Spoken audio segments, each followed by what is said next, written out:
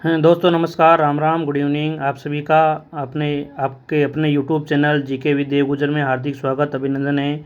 दोस्तों, हम राजस्थान अध्ययन कक्षा 10 की किताब का लगातार अध्ययन कर रहे हैं और इसी क्रम में आज की क्लास में हम लोक कला को पढ़ेंगे। राजस्थान की लोक कला के बारे में आज की क्लास में पढ़ेंगे। और जो पिछली क्लास में चैप्टर नंबर 5 था उसको अपन ने पूरा पढ़ लिया है। 5वां जो चैप्टर है उसको वो चित्रकला और चित्रकला के बाद में है लोक कला। और आज की क्लास में दोस्तों लोक कला के बारे में पढ़ेंगे कि लोक कला कौन कौन सी लोक कलाएँ हैं, लोक कला क्या होती है और राजस्थान में कौन कौन सी लोक कलाएँ हैं और उनकी क्या विशेषताएँ हैं और एग्ज़ाम में कैसे क्वेश्चन पुटअप होते हैं उनके बारे में आज की क्लास में पढ़ेंगे। दोस्तों, यदि आप चैनल पे नए हो तो चैनल को सब्सक्राइब जरूर करें। दोस्तों, आपको क्लासेज पसंद आ रही हैं तो आप इन जो क्लासेज हैं उनको ज़्यादा से ज़्यादा शेयर करें, लाइक करें, कमेंट करें। दोस्तों, तो आज की क्लास को दोस्तों शुरू करते हैं कि लोक कला होती क्या है। दोस्तों, लोक कला क्या होती है? आम इंसान के द्वारा बिना किसी तामझाम व प्रदर्शन से जब अपनी स्वाभाविक कलाकारी को चित्र, संगीत, नृत्य आदि के रूप में पेश किया जाता है तो वह लोक कला कहलाती है। वो क्या कहलाती है? वह लोक कला कहलाती है। वास्तव में लोक कला ही संस्कृति की वास्तविक वाहक और प्रस्तुतकर्ता होती है। दोस्तों, लोक कला की क्या परिभाषा है कि आम इंसान के द्वारा बिना किसी तामझाम के वे प्रदर्शन से अपनी स्वाभाविक कलाकारी को चित्र, संगीत, नृत्य आदि के रूप में जब पेश किया जाता है तो वे लोक कला के रूप में फेमस होती है। यानी कि जो आप शादी में नाचा, शादी में डांस करा, बिना तामझाम के डांस करा, बिना नियम कायदों के डांस करते हैं, डीजे पर शानदार वाला डांस करते हैं, वो अपनी संगीत में नृत्य करते हैं, वो अपनी एक लोक कला है। जैसे मारवाड़ी में जो मारवाड़ी गाने होते हैं उस पर लोग डांस करते हैं तो उस क्षेत्र की वो लोक कला है। दोस्तों, तो इस चीज़ को अपन लोक कला कहते हैं। वो लोक कला संगीत में हो सकती है, नृत्य में हो सकती है, चित्रकारी में हो सकती है, किसी भी प्रकार की वो चीज़ जिसमें अपन बिना तामझाम के, बिना कायदे के, बिना नियम के काम करते हैं अपनी संस्कृति को लेकर, तो वो अपनी लोक कला के रूप में होती है। वास्तव में लोक कला ही है जो संस्कृति की वास्तविक वाहक और प्रस्तुतकर्ता होती है। यदि लोक कला नहीं होगी तो अपनी संस्कृति आगे नहीं जाएगी। अपन वेस्टर्न कल्चर में बढ़ते जाएंगे, जो विदेशी पहनावा है उसको पहनने लग जाएंगे, रहना है उस तरह से रहने लग जाएंगे और अपनी जो लोक कला है वो अपनी जो संस्कृति है वो विलुप्त होती जाएगी। ये लोक कला ही है जिसके माध्यम से राजस्थानी संस्कृति का अपना विशेष जो महत्व है वो है। दोस्तों, अब राजस्थान की जो प्रमुख लोक कलाएँ हैं वो कौन कौन सी हैं? जो सबसे पहली है सांझी। कौन सी है दोस्तों? सांझी क्या होती है इसके बारे में देखेंगे। सांझी दशहरे से पूर्व, जो सांझी है वो दशहरे से पूर्व श्राद्ध पक्ष में बनाई जाती है। कब बनाई जाती है दोस्तों? ये दशहरे से पूर्व श्राद्ध का जो पक्ष होता है, 15 दिन का जो पखवाड़ा चलता है उसमें सांझी बनाई जाती है। 15 दिन तक ये श्राद्ध चलते हैं, उसमें ये सांझी बनाई जाती है। कुंवारी कन्याएं ये सफ़ेद पुट्टी दीवारों पर है, जो सफ़ेद पुट्टी की दीवार होती है उस पर 15 दिन तक लगातार गोबर से आकार उकेरती है और उसका पूजन करती है। जो कुंवारी कन्याएं होती है वो क्या करती है? सफ़ेद पुट्टी की जो दीवार रहे उस पर 15 दिन तक लगातार गोबर कुछ ना कुछ आकार उकेरती है और उनका पूजन करती रहती है। इसको अपन सांझी के रूप में देखते हैं।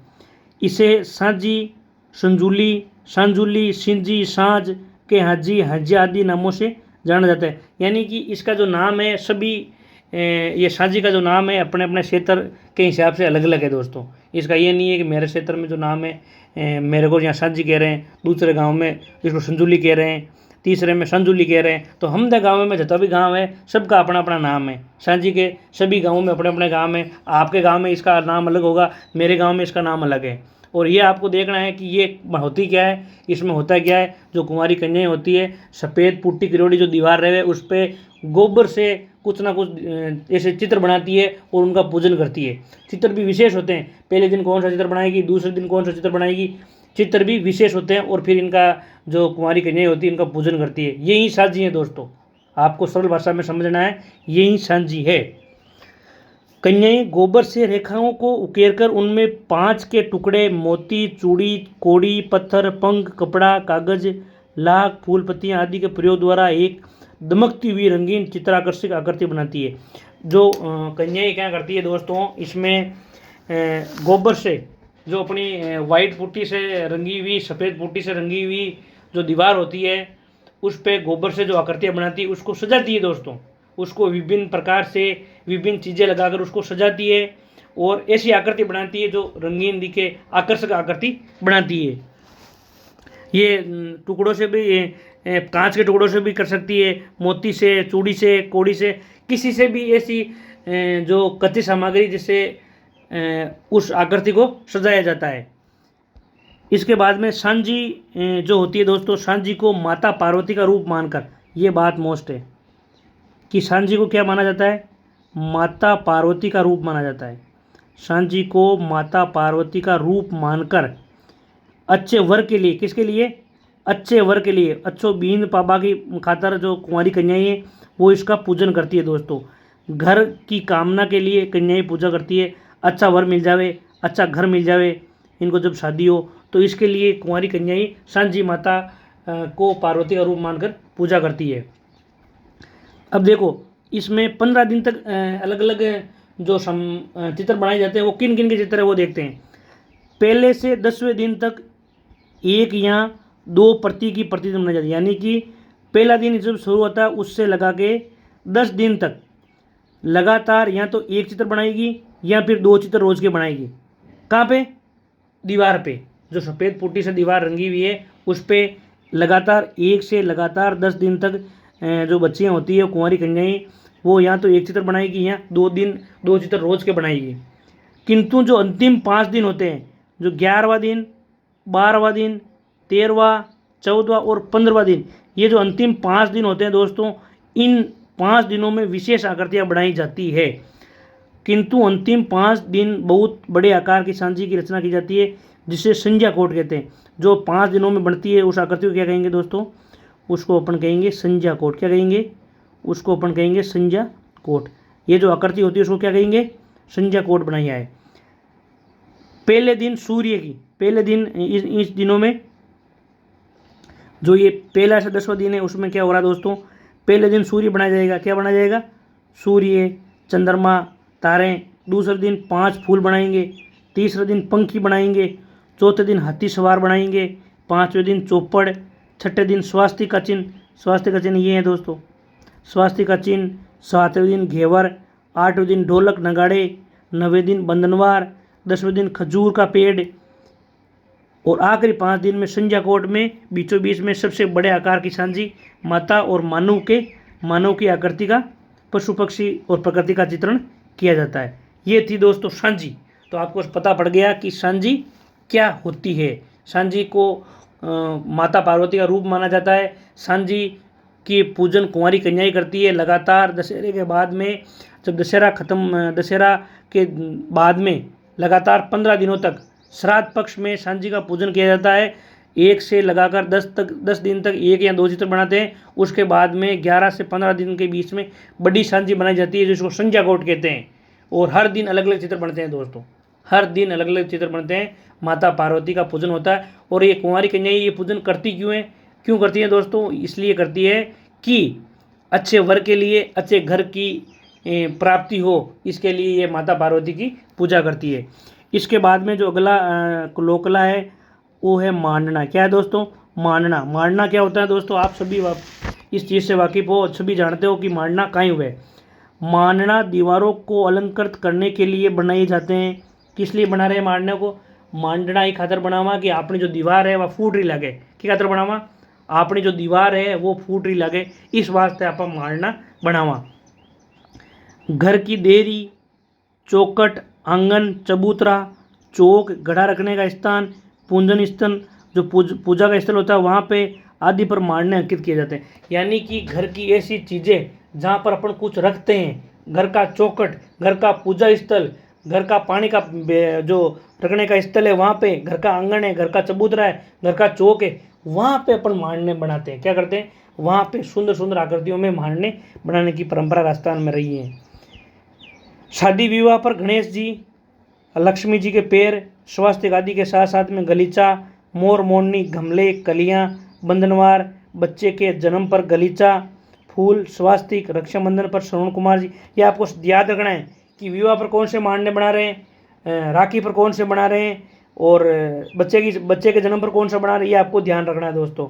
तो ये देखो, शादी के मौके पर कौन सा बना रहे हैं, गणेश जी और लक्ष्मी जी के पैर, स्वास्तिक आदि के साथ में गलीचा, मोर मोरनी, गमले, कड़ियाँ और बंधनवार, ये चीज़ें बना रहे हैं विवाह के मौके पर। अब जब बच्चे का जन्म होगा तो क्या बनाएंगे, गलीचा, फूल और स्वास्तिक, ये चीज़ें कब बनाएंगे, बच्चे के जन्म पर।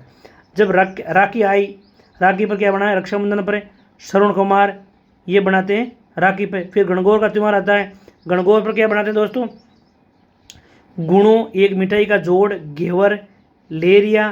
तीज पर घेवर, लेरिया, चौक, फूल, बगीचा आदि विशेष रूप से बनाए जाते हैं। यानी कि शादी पर अलग बनेगा मोड़ना, बच्चे के जन्म पर अलग, रक्षाबंधन पर, गणगौर पर, तीज पर, ये सभी त्योहारों पर अलग अलग मांडने बनाने की परंपरा है दोस्तों।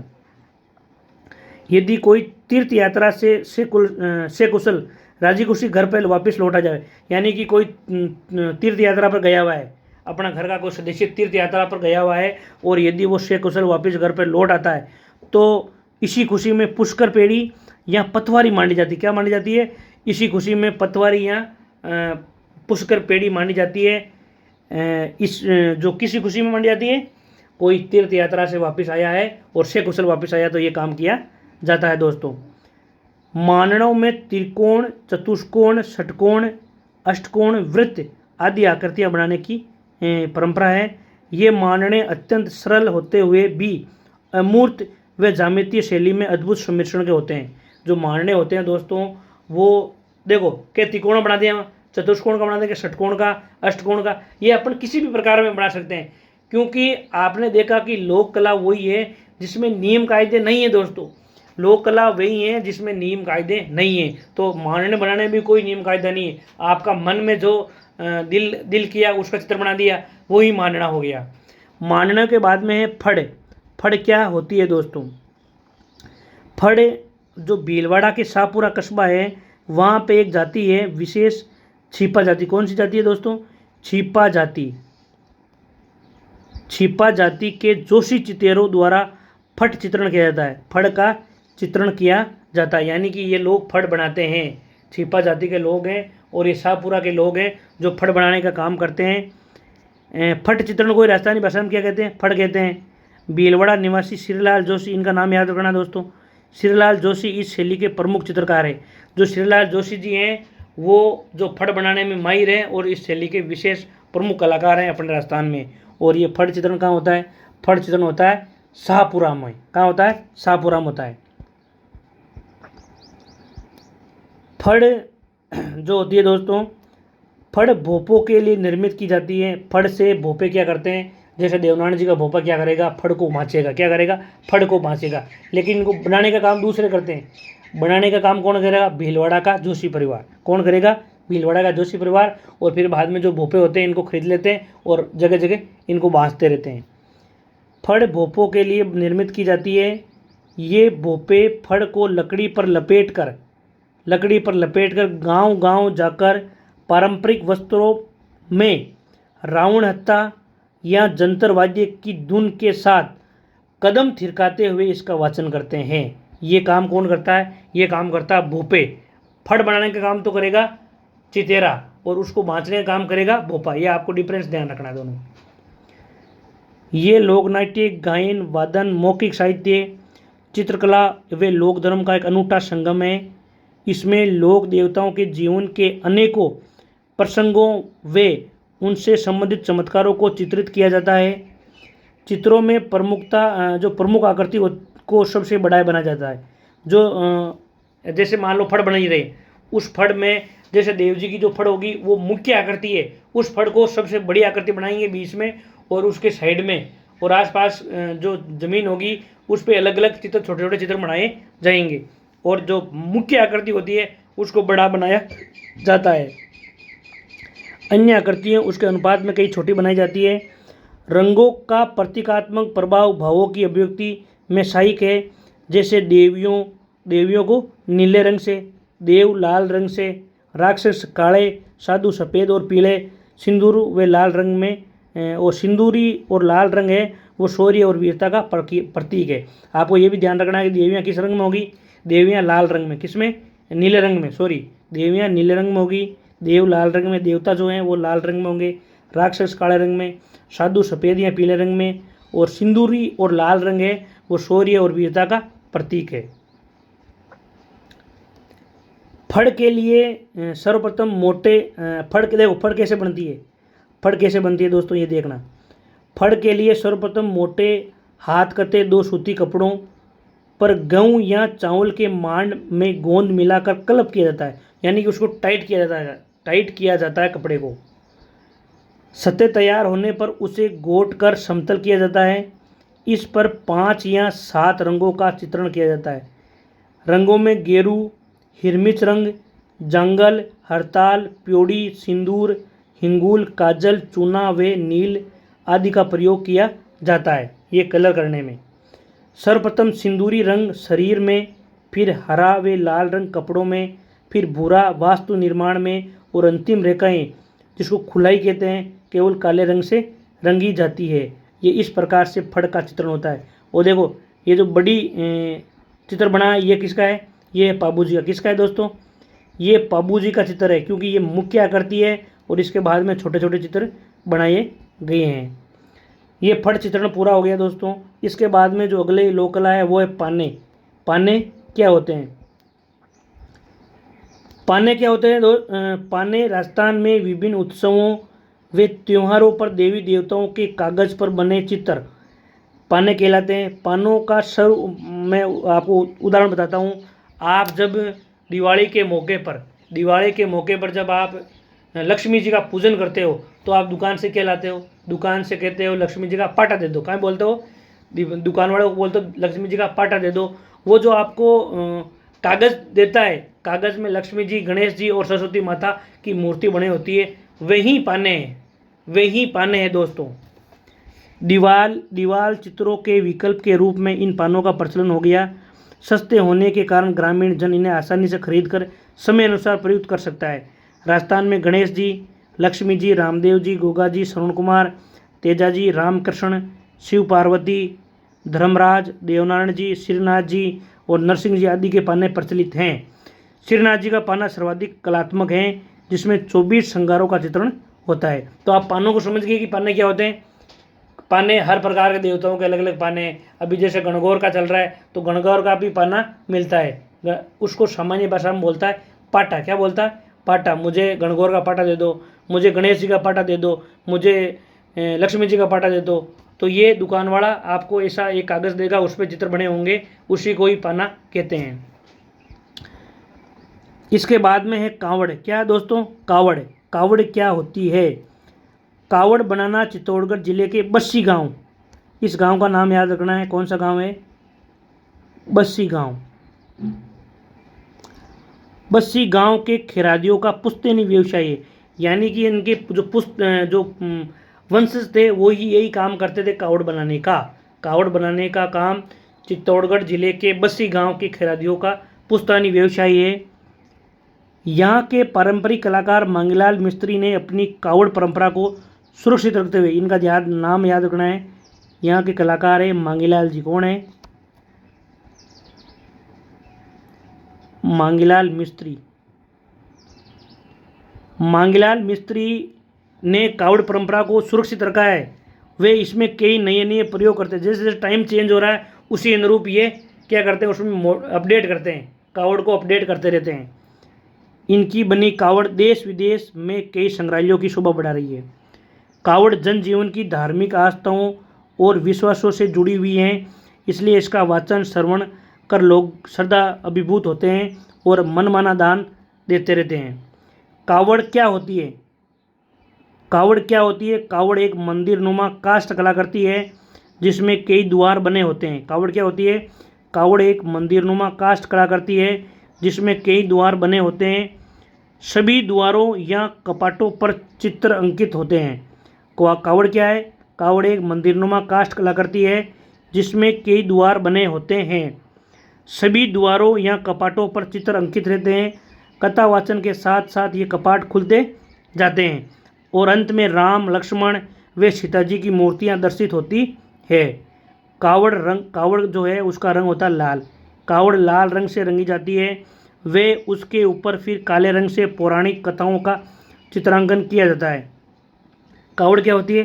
कावड़ लाल रंग से रंगी होती है और इसके ऊपर काले रंग की पौराणिक कथाओं का चित्रांकन किया जाता है। इसमें महाभारत, रामायण, कृष्ण लीलाओं के विभिन्न चरित्रों व घटनाओं का विवरण होता है। साथ ही शनि, हनुमान जी, ब्रह्मा, लक्ष्मी, गरुड़ व लोक देवताओं जैसे पाबूजी, रामदेव जी, हरिश्चंद्र, गोपीचंद भरतरी की कथा अनुसार कावड़ चित्रित की जाती है। यानी कि ये भी है इसमें, देखो कावड़ महाभारत की भी हो सकती है, रामायण की हो सकती है, कृष्ण लीला की हो सकती है। इनके अलावा शनि भगवान, हनुमान जी, ब्रह्मा जी, पाबू जी, ये जो लोक देवता हैं उनकी भी कावड़ बनाई जाती है। और कावड़ कहाँ बनाई जाती है? कावड़ चित्तौड़गढ़ के बसी गांव में मांगेलाल जी मिस्त्री है, इसके सिद्धस्थ कलाकार हैं। ये हैं कावड़। कावड़ के बाद में है मेहंदी। मेहंदी भी एक मांडना है दोस्तों। राजस्थान में मेहंदी प्राचीन काल से प्रचलन में है। स्त्रियां व बालिकाएं तुलिका से हाथों में मेहंदी के बारीक मांडती है। सोजत और मालवा की मेहंदी मारवाड़ में बहुत प्रसिद्ध है। सोजत की मेहंदी लाई जो, ये गाना भी प्रचलित है। सोजत की मेहंदी और मालवा की मेहंदी मारवाड़ में बहुत प्रसिद्ध है। मेहंदी स्त्रियों द्वारा विवाह, सगाई, बच्चे के जन्म, विविध पूजनों व शुभ कार्यों में लगाई जाती है। मेहंदी में विविध प्रकार के अलंकरण बनाए जाते हैं। इनमें दिवाली पर पान, हथड़ी की भात, शंख, पगलिया, लक्ष्मी जी के पैर, 16 दीपक, सुदर्शन चक्र व ये देखो, ये तो दिवाली के मौके पर कौन कौन सी बन रही है? पान की मेहंदी, हथड़ी भात की मेहंदी, शंख, पगलिया, 16 दीपक, सुदर्शन चक्र, ये तो है दीपावली के मौके पर। अब देखो मकर संक्रांति के मौके पर क्या बनता है? घेवर, बीजनी, करवा चौथ पे छबड़ी, स्वास्तिक, रक्षाबंधन पे लेहरिया, चीक और शादी पे तोरण, केरी, सिंगाड़ा, स्वास्तिक, कलश, फूल आदि प्रमुख मेहंदियाँ। ये सभी मेहंदी के प्रकार है जो आपको पहले पता नहीं होंगे। अपन तो ऐसे ही मेहंदी लगा लेते हैं, शादी के मौके पर मेहंदी लगा लेते हैं, लेकिन इनके सभी के प्रकार हैं। मेहंदी के बाद में गोंदना। गोंदना क्या होता है? गोंदना का मतलब है टेटू बनाना। क्या होता है? टेटू बनवाना, यही गोंदना का मतलब है। शरीर को सुसज्जित करने की दृष्टि से गोंदना गुदवाने की परंपरा का विकास हुआ। किसी तीखे औजार से शरीर के ऊपर की चमड़ी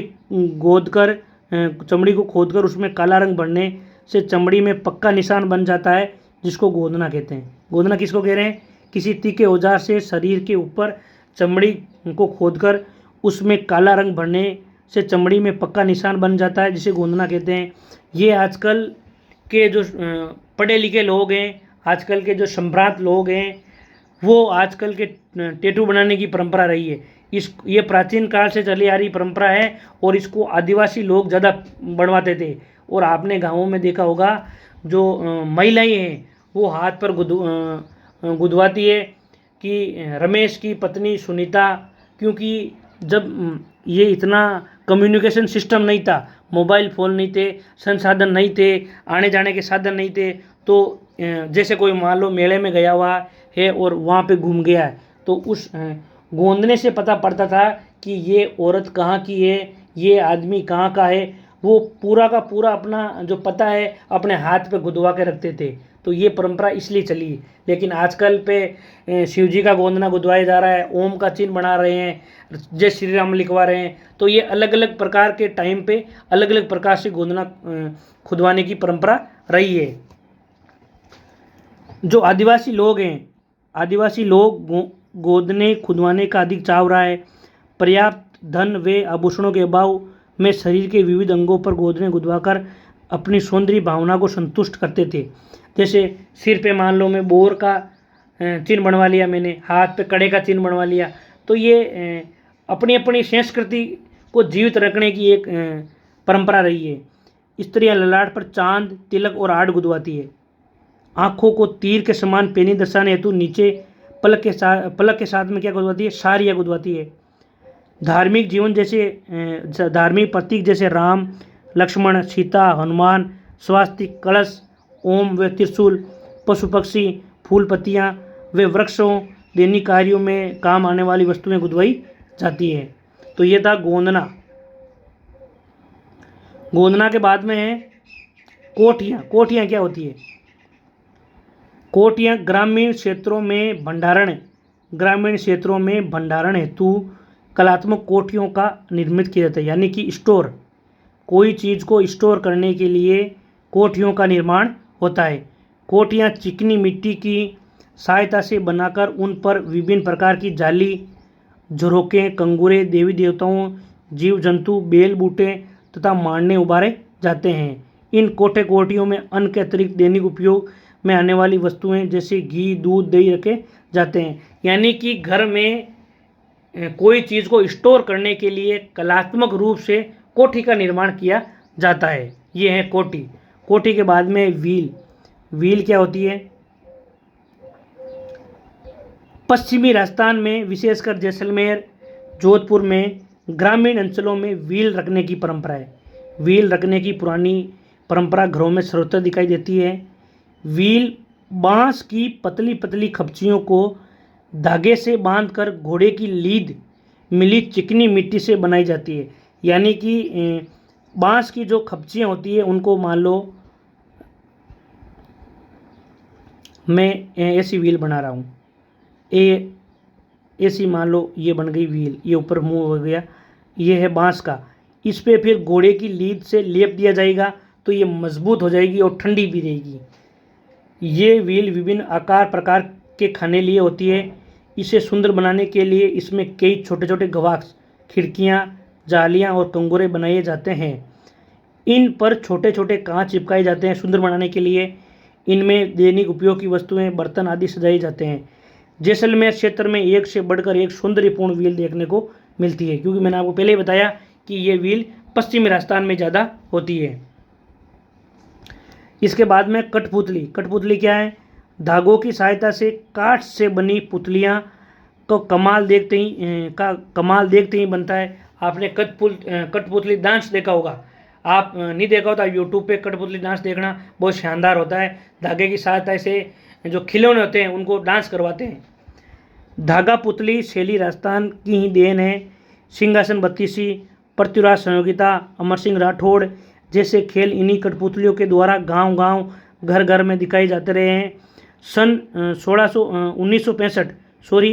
1965 ईस्वी में रोमानिया में आयोजित तृतीय अंतर्राष्ट्रीय कठपुतली समारोह में उदयपुर के भारतीय लोक कला मंडल के कलाकारों ने राजस्थान की इस कला में विश्व में प्रथम स्थान प्राप्त कर तेल का मचा दिया था। बहुत बड़ी बात है दोस्तों। 1965 में जब रोमानिया में तीसरी अंतर्राष्ट्रीय कठपुतली समारोह हुआ तो जो उदयपुर के कलाकार थे उन्होंने, भारतीय लोक कला मंडल के कलाकारों ने राजस्थान की शोभा बढ़ाई और पूरे विश्व में प्रथम स्थान प्राप्त किया। ये थी कठपुतली के बाद में आपने देख लिया है, इसमें ये गोडलिया रह गया है दोस्तों कि गोडलिया क्या होता है। गोडलिया क्या होता है? पशुओं के शरीर पर विविध प्रकार की आकृतियों के बड़े कलात्मक दाग दिए जाते हैं। ये दाग चुराए गए पशुओं की शिनाख्त के अतिरिक्त सामान्य पहचान के लिए भी दिए जाते हैं। दागने की ये क्रिया अटेरना क्या कहलाती है? अटेरना, और दाग के निशान गोडलिया कहलाते हैं। दागने की जो प्रक्रिया होती है, दागने की जो क्रिया होती है उसको तो बोलते हैं अटेरना। क्या बोलते हैं? अटेरना। और जो दाग छोड़े जाते हैं उसको बोलते हैं गोडलिया। पशुओं के ये चिन्ह कई जाति विशेष के, कई अंचल विशेष के, तो कई विशेष राजघराने के प्रतीक होते हैं। दागने के इन चिन्हों में प्रकृति के विविध उपादान, धार्मिक आस्थाओं के प्रतीक चिन्ह, मानव आकृति, विविध कृषि उपकरण तथा दैनिक आवश्यकताओं की वस्तुओं के विभिन्न अंगों का समावेश भी मिलता है। ये दाग लोहे के सरिये, मिट्टी की ढकनी, लोहे की पीतल के अक्षर अथवा किसी वृक्ष विशेष की डाली को गर्म करके दागा जाता है और इनको गोडलिया कहते हैं। आपने देखा होगा कि जो एवड़ होता है, जो लड़ियाँ होती है उस पर भी गोदना होता है, पहचान के लिए भी होता है दोस्तों। ये किस लिए होता है? पहचान के लिए। किसी घोड़े को दाग दिया पुराने टाइम में तो ये पूरी की पूरी परंपरा गोडलिया कही जाती थी। तो ये आज की क्लास में अपने दोस्तों क्या देखा है, राजस्थान में जो लोक कलाएँ हैं, राजस्थान में लोक कलाओं को देखा था। लोक कलाएँ क्या होती है, मैंने अब तो आपको बताया कि लोक कला क्या होती है। आम जीवन, आम इंसान द्वारा बिना नियम कायदों के, बिना ताम झाम के प्रदर्शन के आप चित्रकारी करते हो, आप संगीत गाते हो, आप नृत्य करते हो, वो आपकी लोक कला है। लोक कला में सबसे पहले देखी थी अपने सांझी क्या होती है, उसके बाद में मांडना, फड़ के बाद में पाने के बाद में कावड़, गोडलिया, मेहंदी, गोंदना और कोठिया, व्हील, कठपुतली, इन सभी का आपने आज की क्लास में अध्ययन किया है दोस्तों।